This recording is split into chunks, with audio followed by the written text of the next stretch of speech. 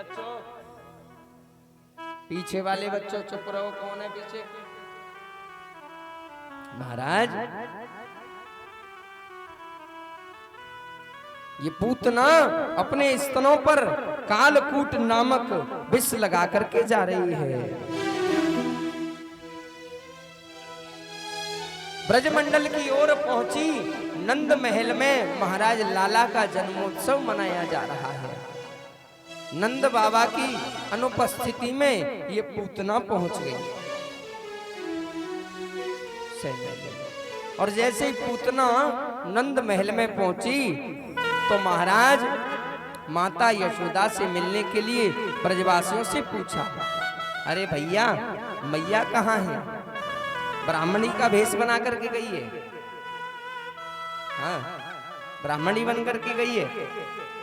ब्रजवासियों ने कहा, मैया भीतर होंगी भैया, हमें तो पता नहीं, हम तो अपने लाला का जन्मोत्सव मना रहे हैं। अच्छा अच्छा, कोई बात नहीं भैया, एक बार अपनी मैया को जाकर के कहो कि आपकी बहन आई है मथुरा से। अच्छा अच्छा, बहन आई है। ग्वालों ने जाकर के मैया से कहा, मैया देखो देखो, महल के बाहर एक ब्राह्मणी आई है और कह रही है मैया को कह दो आपकी बहन आई है। अच्छा अच्छा, कोई बात नहीं भैया, भीतर आने दो, मैं थोड़ा लाला के कार्यों में व्यस्त हूँ, भीतर आने दो। महाराज, और इधर कन्हैया पालने में लेटे हुए हैं। ये गई है ब्राह्मणी बनकर के मैया के पास और मैया से कहा, यशोदा बधाई हो, बधाई हो बहन, मैंने तुम्हें पहचाना नहीं। अरे भूल गई, मैं आपकी बहन हूँ, मथुरा से आई हूँ, ब्राह्मणी हूँ। अच्छा अच्छा, कोई बात नहीं बहन, लाला कहाँ है तेरा? मैया ने कहा, लाला पालना में सो रहा है, पालना में खेल रहा है? तो बोले, मुझे दर्शन करा दे अपने लाला का। मैया ने कहा, बहन मैं तो थोड़ा तैयारियों में लगी हुई हूँ, उत्सव मन रहा है, और तू चली जा, लाला के दर्शन कर ले। पालने में लेटा हुआ है लाला। ये पूतना गई, पालने की ओर बढ़ी। जैसे ही पालने की ओर बढ़ी तो प्रभु पालने में खेल रहे हैं, और जैसे ही महाराज पूतना ने देखा तो गोविंद ने नेत्रों को बंद कर लिया। हो तेरी माया का न पाया कोई पार, लीला तेरी तू ही जाने। हो तेरी माया का न पाया कोई पार, के लीला तेरी तू ही जाने। तेरी माया का न पाया कोई पार, के लीला तेरी तू ही जाने। तू ही जाने हो कान्हा, तू ही जाने, तू ही जाने ओ कान्हा, तू ही जाने। सारी दुनिया के, ओ सारी दुनिया के सिरजनहार के, लीला तेरी तू ही जाने। लो आ गई राक्षसी पूतना, माया जाल बिछाने। ओ लो आ गई राक्षसी पूतना, माया जाल बिछाने। माँ से बालक छीन के ले गई, विष भरा दूध पिलाने। ओ माँ से बालक छीन के ले गई, विष भरा दूध पिलाने। तेरी शक्ति का अनुमान कर न पाए वो नादान, तेरी शक्ति का अनुमान कर न पाए वो नादान। वो जिसको मारा तूने, वो जिसको मारा तूने, उसको दिया तार के, लीला तेरी तू ही जाने। तो तेरी माया का न पाया कोई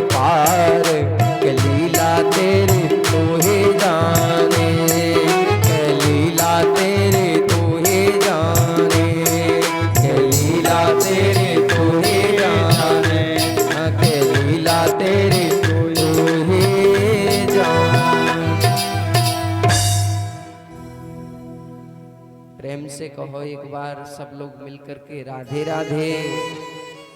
बंधुजनों, आज जैसे पूतना लाला के पालने की ओर आई तो मानो आज गोविंद ने अपने नेत्रों को बंद कर दिया। अब यहाँ प्रश्न ये उठता है कि लाला ने अपने नेत्र बंद क्यों किए? लाला ने अपने नेत्र बंद क्यों किए? सब महापुरुषों ने अपने अपने भाव यहाँ प्रकट किए, अनेकों भाव प्रकट किए। एक छोटा सा भाव ये है कि भैया जैसे ही पूतना लाला के पास आई तो भगवान के नेत्र जो हैं सूर्य और चंद्र हैं। कौन है? सूर्य और चंद्र। तो जैसे ही पूतना आई तो मानो सूर्य चंद्र ये कहना चाहते हैं कि भैया जो हमारे प्रभु को दूध नहीं महाराज विष पिलाने आई है, ऐसी इस राक्षसी का, ऐसी इस अविद्या का हम अपने नेत्रों से दर्शन नहीं करेंगे।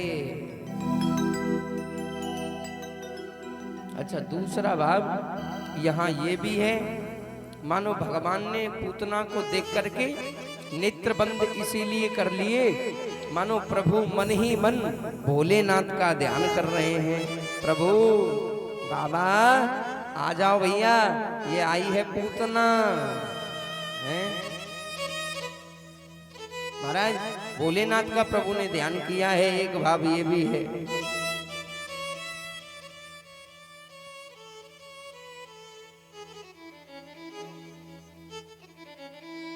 जैसे ही पूतना ने बंधुजनों अवसर देखा कि लाला के पालने के पास कोई नहीं है, फिर क्या था महाराज, इस पूतना ने लाला को पालने में से निकाला है और अपनी गोदी में लेकर के महाराज महलों से बाहर निकल गई।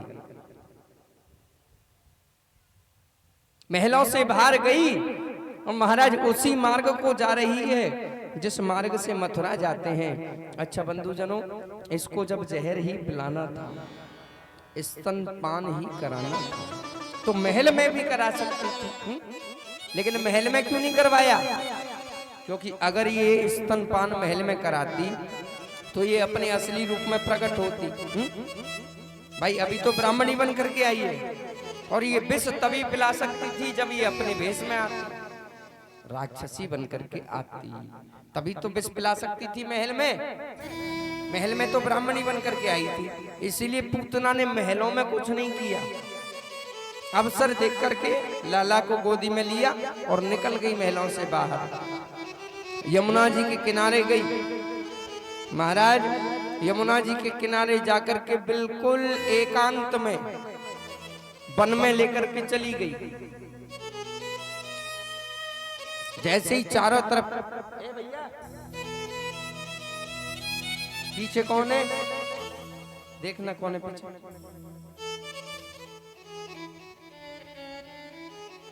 और भैया जैसे ही ये वन में एकांत में मेरे प्रभु को लेकर के गई, इसने चारों तरफ जब दृष्टि डाली,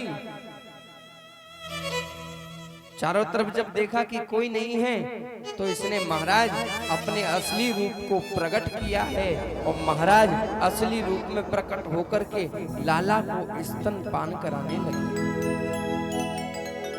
महाराज प्रभु ने स्तनपान किया है।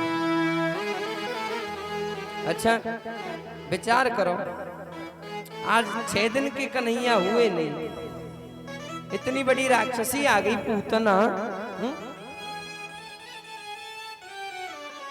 महाराज भोलेनाथ का मन ही मन ध्यान किया तो प्रभु जब स्तन का पान करने लगे तो भोले का रूप धारण करके मेरे गोविंद ने विष का पान किया, कन्हैया बन करके महाराज दूध का पान किया है। और जब दूध खत्म हो गया, पूतना के स्तनों से जब दूध का आना बंद हो गया, तो बंधुजनों पूतना जोर जोर से चिल्लाने लगे, ए लाला छोड़, ए कन्हैया छोड़, ए लाला छोड़, ओ भैया जल्दी छोड़, लाला जल्दी छोड़। जैसे ही भैया पूतना ने चिल्लाना प्रारंभ किया, चीखने लगी, तो आज 6 दिन के कन्हैया महाराज बोल पड़े, मौसी जी, मैं जिसको एक बार जीवन में पकड़ लेता हूँ फिर उसको बार बार छोड़ना मेरा स्वभाव नहीं है। अरे छोड़ता तो जीव है, मेरा स्वभाव छोड़ने का नहीं है। मौसी जी, अब आपका उद्धार करके ही मैं आपको छोड़ूंगा। है 6 दिन का बालक बोलता है क्या मैया? आज मेरे छोटे से कन्हैया बोल पड़े, मौसी जी मेरा स्वभाव नहीं है छोड़ना। पूतना जब जोर जोर से चीखने लगी, दूध जब खत्म हो गया तो मेरे प्रभु ने पूतना के प्राणों को पीना प्रारंभ कर दिया। पूतना के प्राण पिए हैं और महाराज प्राणों के पीते पीते एकदम से पूतना महाराज भयानक शब्द हुआ और धड़ाम से पृथ्वी पर महाराज ये इतनी लंबी चौड़ी थी है मैया, इतनी लंबी है जी कि जैसे ही भगवान ने गिराई ना तो वनम चूर्णयामास, जितने भी वन में पेड़ थे, जितने भी वृक्ष थे, चूर्णयामास, सबका चूर्ण बन गया। प्रेम से कहो राधे राधे। अच्छा एक बात और है, वो तो अच्छा हुआ भगवान ने ये पूतना उधर वन में ले जा करके गिराई है। सोचो अगर कहीं यहाँ कृपालपुर में गिरा देते महाराज हैं तो कहाँ हमारा और आपका पता नहीं लग पाता। प्रेम से कहो राधे राधे। हैं महाराज अकबरपुर तक की सीमा को ले जाती, महाराज 18 कोस लंबी थी, 18 कोस। अब आप अंदाजा लगा लो है, और जब 18 कोस लंबाई है तो महाराज एक आध कोस कम इसकी चौड़ाई भी होगी है। 18 कोस लंबी और महाराज 18 कोस चौड़ी पूतना।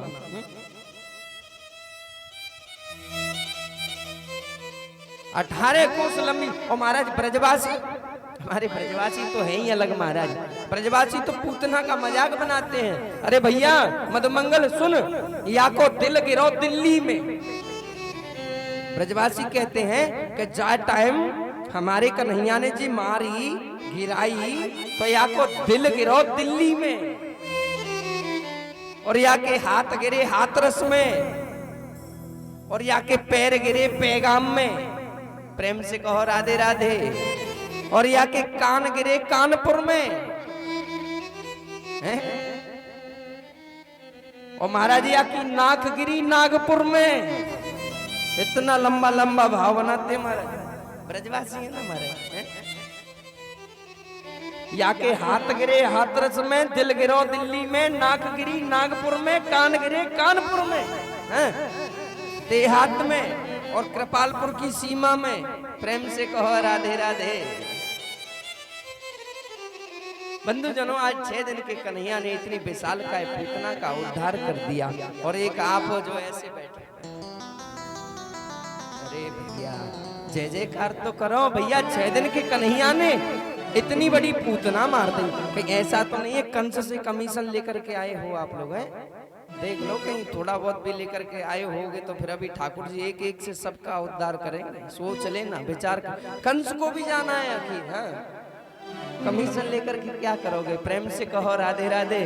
बोले कृष्ण कन्हैया लाल की जय हो, बोले नंद के लाला की जय हो। जय जय श्री राधे।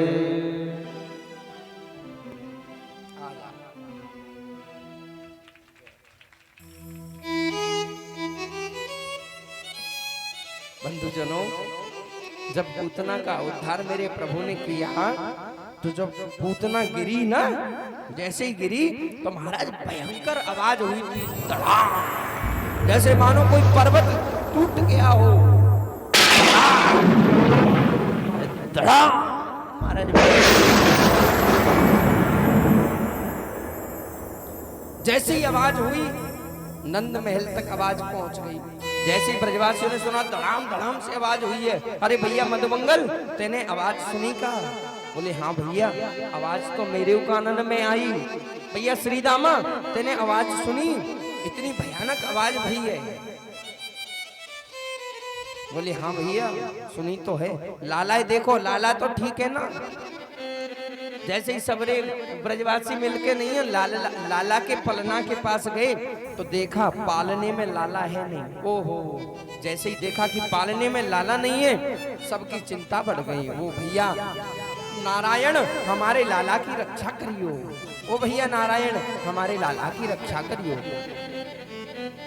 मैया आई, क्या हो गया भैया? अरे बोले मैया लाला नहीं है पालने में, और अभी इतना भयानक शब्द हुआ है जैसे कोई पहाड़ गिर गया हो। लाला पता नहीं कहाँ होगा, कैसा होगा, कहाँ गया, कोई पता नहीं मैया। जैसे ही मैया ने सुना तो मैया महलों से बाहर निकली, चारों तरफ लाला को खोजते खोजते सब ब्रजवासी मिलकर के महाराज यमुना के किनारे गए। यमुना के किनारे गए तो जाकर के देखा एक विशाल का शरीर पड़ा हुआ था। राक्षसी का विशाल का पर्वत के समान शरीर पड़ा हुआ था। और जैसे ही इस राक्षसी का शरीर देखा तो आपस में विचार करने लगे, भैया हमें तो ऐसा लग रहा है कहीं वो ब्राह्मणी ही तो हमारे लाला को लेकर के नहीं गई। भैया हमें ऐसा लग रहा है कि जो मैया की बहन बनकर के आई थी ब्राह्मणी, कहीं वही तो नहीं ले गई हमारे लाला को। चल भैया मदमंगल आगे जाकर के देखते हैं। जैसे ही महाराज और आगे बढ़े तो पूतना इतनी लंबी चौड़ी थी, ब्रजवासी ऐसे लग रहे थे जैसे ऊपर से महाराज माचिस की तिल्ली की तरह एक कानपुर का क्षेत्र नजर आता। प्रेम से कहो राधे राधे। एक विशाल का हाथी के सामने चींटी। हाँ।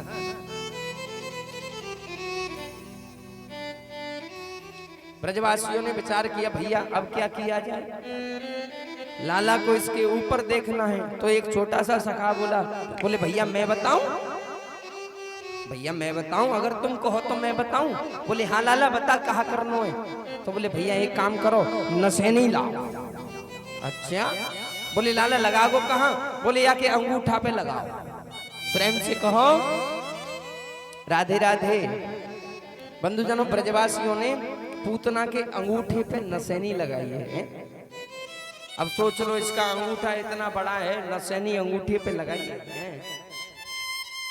अंगूठे पर नसेनी लगा करके ब्रजवासी पूतना के अंगूठे पर चढ़े हैं। और महाराज जैसे ही ऊपर जाकर के देखा तो आज पूतना के वक्ष स्थल पर 6 दिन के मेरे छोटे से कन्हैया हंसते हुए खिलखिलाते हुए नजर आए ब्रजवासियों को। जैसे ही ब्रजवासियों ने लाला को देखा तो कहा, भैया कोई किसी को नहीं मारता, पापी अपने पापों से ही मर जाता है, और हमारा लाला एकदम सुरक्षित है, कुछ नहीं हुआ हमारे लाला। नारायण तुमने हमारे लाला की रक्षा कर दी। नंद बाबा आए, नंद बाबा को बताया कि ऐसे ऐसे मथुरा से एक ब्राह्मणी आई थी, वो महाराज वो हमारे लाला को लेकर के गई। यमुना किनारे विशाल का शरीर पड़ा हुआ है, हमारा कन्हैया उसके ऊपर खेलता हुआ नजर आया। मैया लाला को लेकर के महाराज महलों की ओर आई है। और नंद बाबा ने सब ग्वाल वालों से पूछा, भैया ओ भैया मदमंगल ये राक्षसी कौन है? बोले जी राक्षसी बाबा हमारे महलन में ब्राह्मणी बन के आई, ब्राह्मणी बन के आई और कह रही थी मैं मैया की बहन हूं बहन। और जब मैया की बहन लगी तो कन्हैया की कौन हो गई? कौन होगी मैया? का कह रही हो ताई? मौसी? हाँ मौसी जी होगी। नंद बाबा को पूरा समाचार दिया, बोले भैया मौसी बन के आई। हम सब नाचवे गायवे में लगे, जब तक जी लाला को लेके वो महाराज यहाँ ले आई। अच्छा तो भैया एक बात बता, जी लाला को लेके आई तो जी गिरी कैसे? भाई तो ऐसे डरी है तो जी गिरी कैसे? तब तक एक छोटा सा सखा बोले बाबा मैं बताऊं? छोटे से सखा ने कही, बोले बाबा मैं बताऊं कैसे गिरी? बोले हाँ लाला बता। अरे बाबा ये हम ज्यादा सोचने वाली बात तो है ही ना है। कैसे लाला? अरे बोले तुम देख रहे हो इतनी भारी तो जी है ही है,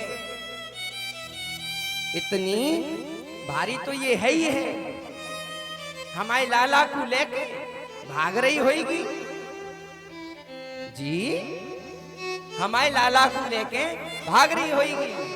अच्छा अब सोचो जब जी इतनी लंबी है तो यार नीचे तो दिख तो ही ना होएगो, आगे आगे को दिख तो होएगो है। छोटा सा सखा बाबा को बता रहा है, बाबा इतनी चौड़ी लंबी है ही है, लाला को लेके भाग रही होगी, आगे को या दिखो ना होएगो, आगे बड़ो सो पत्थर आए गयो होगो, वासुया को पैर टकरायो होगो महाराज, धड़ान सीना जी गिरी होगी और महाराज सट्ट सीना गिरी और फक प्राण निकल गए। महाराज छोटे से सखाने गजब कर दिया है? बोले बाबा झट गिरी और महाराज फट से नहीं प्राण निकल गया।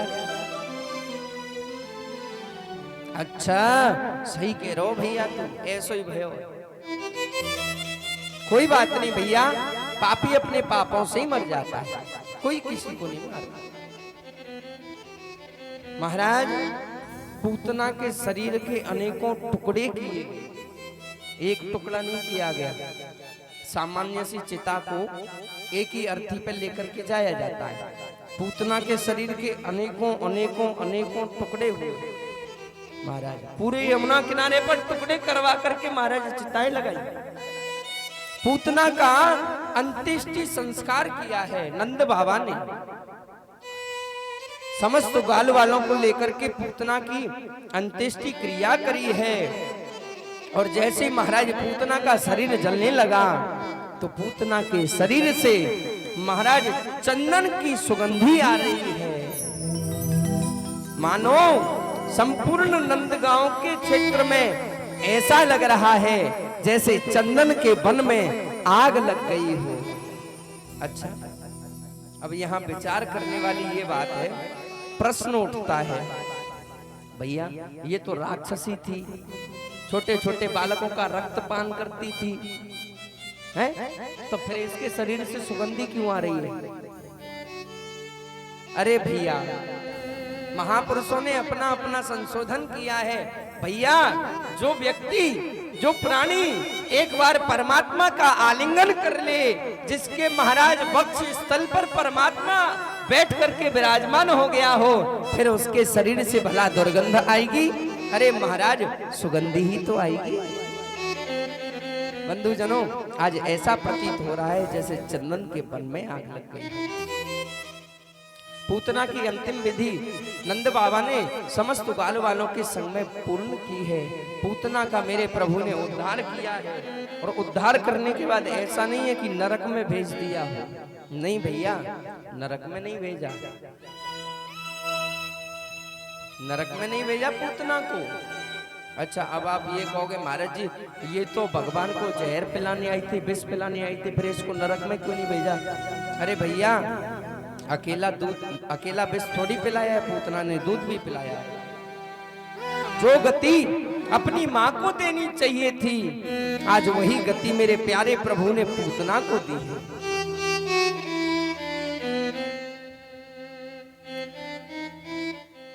अहो बकीयम स्तनकालकूटम, अहो बकीयम स्तनकालकूटम, जिघांसयापा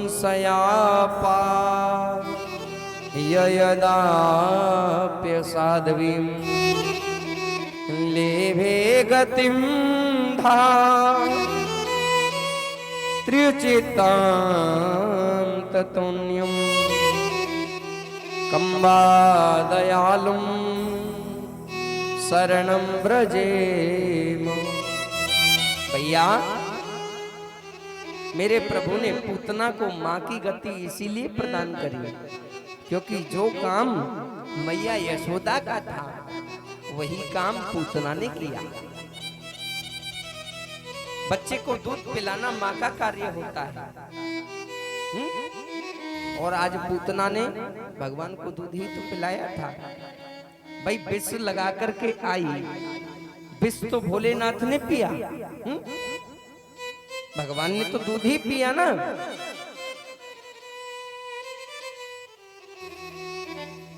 इसीलिए मेरे प्रभु ने माँ की गति दी। और जो दूध पिलाता है वो नरक में भेजा जाता है। दूध पिलाती है माँ और माँ को नरक में भेजा जाता है? नहीं, अरे माँ तो स्वर्ग की अधिकारी है, नित्य धाम की अधिकारी होती है। इसीलिए मेरे प्रभु ने महाराज पूतना को माँ की जैसी गति प्रदान करी। अब आप विचार कीजिए बंधुजनों, जो मेरे प्यारे प्रभु को विष पिलाने के लिए आई, आज उसको भी माँ के जैसे गति दे दी। ऐसा कोई दयालु है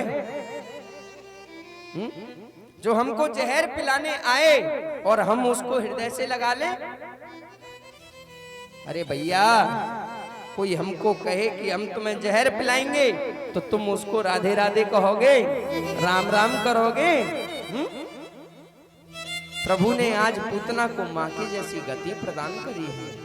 लेभे गतिम धातृचिताम ततोन्यम कंबा दयालुम शरणम ब्रजेम। न जाने कौन से गुण पर दयानिधि रीझ जाते हैं।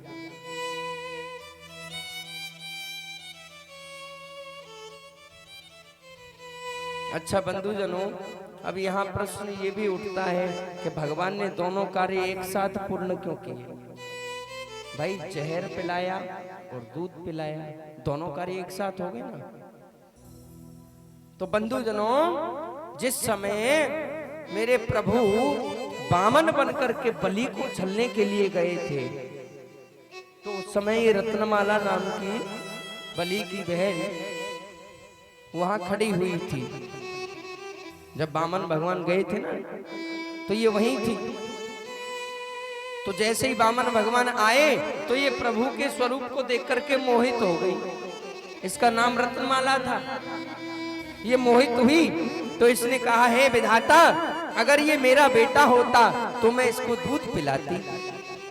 इसके मन में माँ का भाव जगा। जैसे ही बामन भगवान को देखा, हे प्रभु, अगर ये मेरा बेटा होता तो इसको मैं अपना दूध पिलाती। भगवान ने कहा, तथास्तु। और जैसे ही बामन भगवान ने बलि को छल लिया, तो ही चरणों में पूरी त्रैलोकी नाप ली। तो इसने देखा कि ये तो बड़ा छलिया निकला, जिसको मैं दूध पिलाने की बात कर रही थी, इसने तो मेरी महाराजा को छल लिया। अरे इसको मैं दूध नहीं, ऐसे को तो मैं जहर पिला करके मार देता। भगवान ने कहा, तथास्तु। इसीलिए दोनों भाव एक साथ भगवान ने पूर्ण किए। पूतना ने दोनों जो भाव मांगे थे, पहला भाव दूध पिलाने का, दूसरा भाव विष पिलाने का, इसीलिए प्रभु ने दोनों भाव एक साथ पूर्ण किए। बोले पूतना मर्दन भगवान की जय हो, कृष्ण कन्हैया लाल की जय हो। बंधुजनों, पूतना का मेरे प्रभु ने उद्धार किया है। इसके बाद में सकट का भंजन किया है मेरे प्यारे प्रभु ने। बैलगाड़ी के नीचे मैया ने लाला को सुला दिया और बैलगाड़ी के ऊपर मटके रख दिए। लाला बैलगाड़ी के नीचे सो रहे हैं। एक सकटासुर नाम का दैत्य कंस ने भेजा, ये आया और बैलगाड़ी के ऊपर बैठ गया। आकर के अपना वजन बढ़ाने लगा। और जैसे ही वजन बढ़ाया तो सोच रहा है कि बैलगाड़ी पर वजन रखूंगा, बैलगाड़ी नीचे जाएगी और ये दब करके मर जाएगा। महाराज जब ये वजन बढ़ाने लगा तो मेरे प्रभु ने महाराज अपना पैर बैलगाड़ी से लगाया। महाराज पैर लगाते ही बैलगाड़ी आकाश में उड़ी चली गई। सकट का भंजन किया है मेरे प्यारे प्रभु ने, सकटासुर का उद्धार किया है। सुखदेव जी कहते हैं, हे राजन परीक्षित, इसके बाद में कंस ने एक दैत्य और भेजा जिसका नाम था तृणावर्त। ये चक्रवात का रूप धारण करके आया था। इसका भी मेरे प्यारे प्रभु ने उद्धार कर दिया। इतने बड़े बड़े दैत्य मारे महाराज, ये तृणावर्त तो प्रभु को उठा करके अपने कंधे पे बिठा करके आकाश में उड़ा करके ले गया।